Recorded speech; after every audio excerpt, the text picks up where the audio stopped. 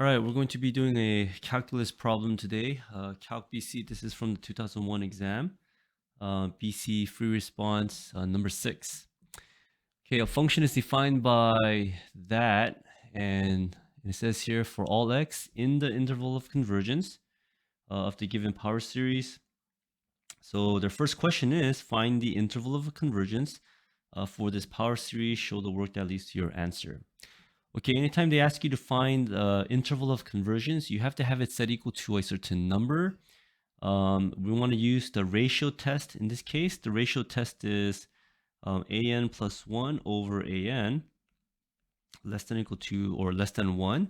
And you want the limit as n approaches infinity. So the key here is to locate your an, because once you find your an, you want to plug in n plus 1. Now, the concept behind this is very simple. If we have an infinite number of numbers just heading to the right, we want these numbers to start decreasing. An plus 1 is the next term over.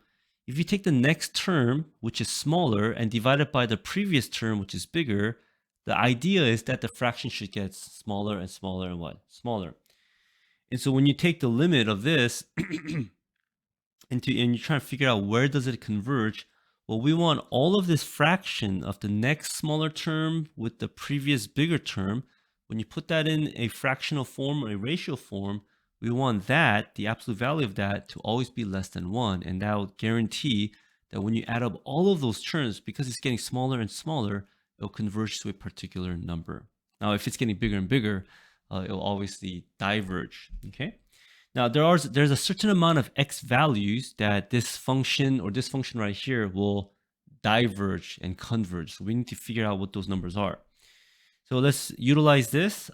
This right here, you should recognize is going to be your an, okay? Because that's basically going to define your next term over. So I'm going to write it right here. an equals n plus 1 over 3 to the n plus 1 x to the n. And then I need to define my an plus 1, which is just the next term over. So this would be n plus 1 over 3 to the n plus 1 x to the n plus 1. And then you need to put it in a ratio form, an plus 1 on top, an on the bottom, and do the math. Okay, so I'm going to put this on the top. So n plus 2 over 3 to the n plus 2 x to the n plus 1, and I'm going to divide this by an. So this would be technically an plus 1 divided by an. And the reason I'm doing it this way is so that I can just flip it for you. So this would be n plus 1 over 3 to the n plus 1 x to the n. Okay, so let's take that and flip it and multiply it. So we get n plus 2 x to the n plus 1 over 3n plus 2 times, and then 3n plus 1 over x to the n times n plus 1. Let's put parentheses around there. Okay, now we just have to simplify this out. So n plus 2 x to the n times x to the first power, 3 to the n times 3 to the second power. I'm just opening all of these up. And then times 3 to the n times 3 to the first power over x to the n plus 1. Now you realize there's a lot you can cancel out. Okay, so this right here will be just a number 3. This will be 9. And then remember, this must be less than 1 in the absolute value, and we want to take the limit as n approaches infinity. Now always keep this in mind. The key here is to determine x. Okay, the radius of convergence or the interval of convergence, they're x values. The letter n, we're going to shoot that into infinity. Okay, so let's write the simplified form out. So limit as n goes to infinity, and what do we have left here? We have n plus 2 times, we have, I'm going to move the x. Okay, I'm going to move that x right over here, and then times 3, and then I'll move the n plus 1 here, and this will be 3 squared less than 1. Now, that's just 1/9. 1/9 is a number, so we can bring that out. So we'll put here 1/9. I'm sorry, 1/3. take the limit of let's see, n plus 2 over n plus 1 times x. Okay, so here, if I take n to infinity, these two will head to 1. The magnitude or the degree is 1. So the horizontal asymptote for this equation here will turn to 1. Okay, so this will turn to 1. And we're done. The limit of that is finished. So what do we have left? 1/3 absolute value of x less than 1. Multiply 3 to both sides. And now the absolute value of x less than 3 means x must be less than 3 or -3 less than x less than +3. This is your your interval of convergence, your IOC. However, we're not done because we have to plug in the endpoints. So the idea is this. Right now, the interval of convergence is from -3 to 3, or if you plug it into, if you use a number line, -3 to 3, and the center is at 0. Currently, we have this situation where everything in between, if you plug in these numbers into the function, it will converge. But the question is, what about the endpoints, -3 and +3? For that, we have to go back and plug it back in. And so this is, it's going to take a little bit of work. Let's see. I'm trying to bring this down. So this would be n plus 1 over 3 to the n plus 1 x to the n. Okay, so we're gonna, so this is our an, right? Okay, so now because now we can plug in an x value, we're gonna first plug in x equals -3 and x equals 3, and then figure out if this series converges or diverges. Okay, so this will look like this: n plus 1 over 3 to the n plus 1, -3 to the n, and on this side it will be n plus 1 over 3 to the n plus 1, 3 to the nth power. Okay, now this is actually pretty easy to watch. So if you simplify this, now you can use the ratio test again, but it's going to take a long time. You should be able to recognize that the negative can come out like this. And then on the bottom, 3 can be rewritten this way. Okay, 3 to the n times 3. So these two will cancel out. And you basically have an alternator, -1 to the n plus 1 over 3. Now, notice that we can use what we call the divergent test. Okay, divergent test simply means this: if you can take this and call this an AN, like a sequence, if you take the limit of a sequence as x approaches infinity, and it is a number or infinity, it's going to diverge no matter what. So we know if you increase n, the fraction will just get bigger and bigger and bigger. And yes, it's going to alternate, but it's going to alternate getting larger and larger. So this will definitely what? Diverge. And this one, I think it's the same thing. N plus 1. Again, do the same thing. 3 to the n times 3. Cancel those out. And yes, you can use this divergent test again. This will definitely head into infinity, or will just get bigger and bigger. So this will also diverge. So our interval of convergence is actually right. It's -3 to 3, open-ended. So any number in between will cause the function to converge. Okay, so that's how you work with that one. Okay, take a look at number letter B now. Now this is actually not too bad either. Can I move this? Oops. Okay, so I'm gonna put it right there.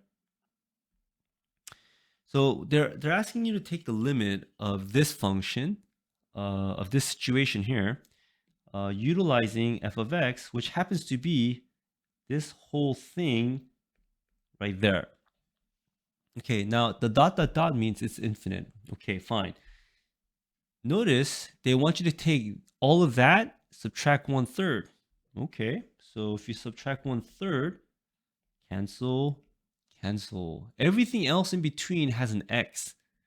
So you have one constant in the front, subtract 1/3. So you're left with all of these terms on the numerator. So you have something like 2 over 3 squared x plus 3 over 3 cubed x squared plus dot, dot, dot, dot, dot. And don't forget, you have to divide by x. Now, let me just kind of back up a little bit, because when you find the limit of any function and it heads to 0, the first thing you want to try is just plug it right in.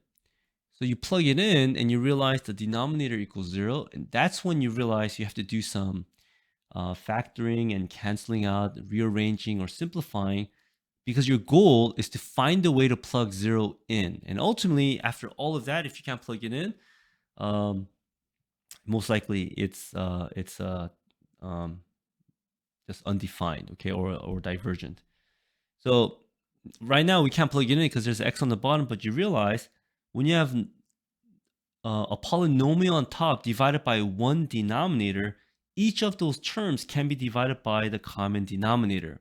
Now, for those of you, if that doesn't make sense, let me give you an illustration. If you have something like 4 plus x plus y divided by, let's say, 2, okay?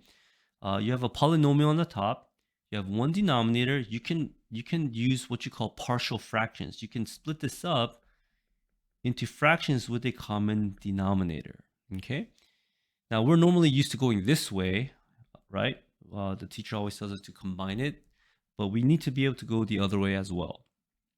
So take that, and you'll notice the first term, it will cancel out.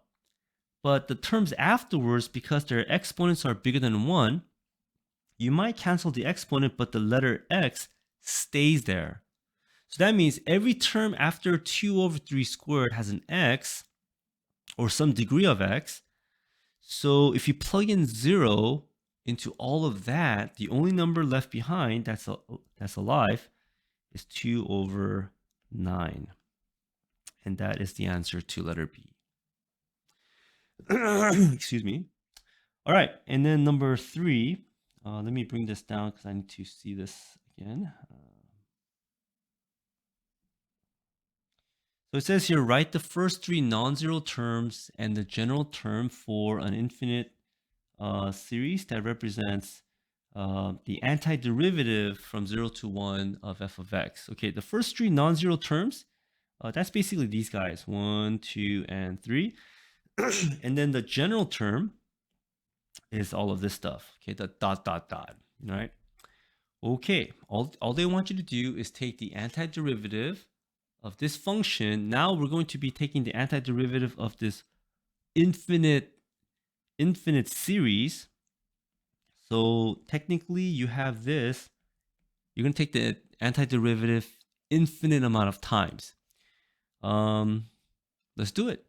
So antiderivative of f of x. So what's the antiderivative of 1/3 with respect to x? Well, here we should write something like, let's do that. So let's just write it down appropriately so that the test proctors will give you the full credit. So you'll do that. 3 cubed x squared plus dot, dot, dot, dot, dot, n plus 1 over 3n plus 1 x to the n. And I'm going to put here dot, dot, dot with the parentheses dx, okay, from 0 to 1. So that's how you want to write it. You always need to have a dx because it'll tell you which letter you're taking the derivative, the derivative of. Okay, so very good. So the derivative or antiderivative of 1/3 is simply 1/3 x. And then you have 2x squared over 3 squared divided by 2. And notice that the 2's will cancel out. 3 over 3 cubed, x cubed over 3, because you add 1 and you divide by that exponent, plus dot, dot, dot. Same thing here. N plus 1 will stay the same. 3 to the n plus 1 is kind of like the coefficient. The x variable gets n plus 1 divided by the same exponent. And there it is. And then you just go plus dot, dot, dot. And you want to take this with respect to you want to evaluate this from 0 to 1. So what does that mean? Well, you have to go back and plug 1 into all of this equation and then subtract 0 plugged in to all of these numbers here. So if you plug in 1, you'll get 1/3 times 1 plus, and this one here will be 1/9 plus, let's see, that the 3's will cancel out, 1/27 times 1, or 1 to the 3rd power, and then plus ... and this will just become n plus 1 over 3 to the n plus 1 times n plus 1. If you plug in 1 right here, it'll just be 1 to the n plus 1, which technically just equals 1. And then you want to subtract all of this with 0, but you want to plug in 0, but if you notice, since every one of these has an x variable, if you plug in 0, every single of these terms will just become 0, and there you have it. This is what they want, okay? Or just the 1/3 part here. And you can simplify that on your own. Okay, and then lastly, so let's see. Let's take a look at this function. This sequence. I'm sorry, this series plus ... Okay, you should be able to recognize that this is a geometric sequence or a geometric series. A sequence is simply a number pattern. So it's like 1/3, 1/9, 1/27th, and you realize that the ratio is 1/3. You just multiply. So R is equal to 1/3. A sequence is simply a number pattern. A series is basically the number pattern with all of these plus signs in between. You're trying to add it all up. Well, it turns out that if it's a geometric sequence or geometric series, it's easy to add it up. You just use this formula, the sum of all infinite numbers if it's a geometric sequence. Now there's a trick. There's a condition. R must be between 1 and -1, or the absolute value of R must be less than 1. And we have that. R is 1/3. You just multiply 1/3 all the way through. So it's the first term, A1, divided by 1 minus R, and that's it. What's A1? A1, the first term is 1/3, which is right over here. So 1/3 divided by 1 minus the ratio is 1/3. So it's simply 1/3 divided by 3 over 3, 2/3, and just flip it around. So it's 1/2. And there you have it, folks. Okay. All right, I hope that helps.